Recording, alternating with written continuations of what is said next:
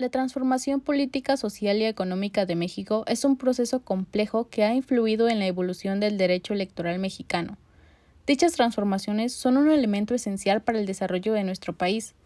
Hablemos un poco sobre los acontecimientos más importantes. Para esto es importante comenzar con una de las múltiples transformaciones que ha experimentado los procesos electorales en México, y esta es la consolidación del INE, cuyo propósito es la equidad y la confianza que se le da a los procesos electorales.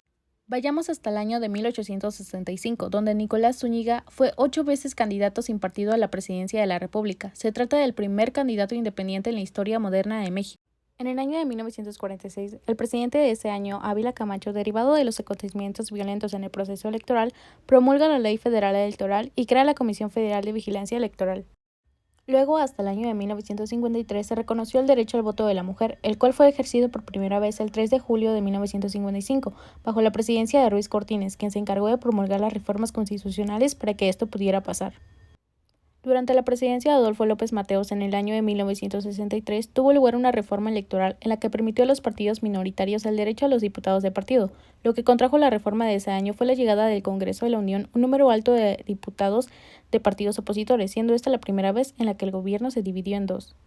Después del régimen autoritario, el país dio lugar a diversas manifestaciones civiles, así como el surgimiento del movimiento estudiantil de 1968, por las demandas ciudadanas a un cambio de un régimen político, y luego la matanza del 2 de octubre en la plaza de Tlatelolco marcó un hito en la historia de México. Luego del sismo de México, que dejó a miles de personas afectadas y al gobierno como uno mediocre que no podía manejar el desastre, también evidenció una sociedad solidaria, y la cual empezaría a expresar en movimientos civiles como feministas y derechos humanos. La caída del sistema acarreó muchas dudas debido a que se ponía en tela de juicio si realmente las elecciones eran justas y si verdaderamente podían escoger a sus representantes conforme al derecho.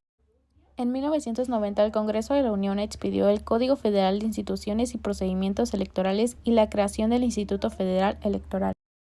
Entre 1994 y 1995 se reformaría el artículo 41 constitucional para que las decisiones electorales pertenecientes al Ejecutivo Federal se depositaran en el INE y la condición electoral se pusiera en manos de los ciudadanos. En el sistema electoral de México del 2014, el concepto de cadena de confianza intenta restaurar esa garantía del derecho al voto libre y justo. Con esto se pretende recobrar esa confianza con el pueblo al demostrarle que no existían medios para la manipulación del voto en las elecciones.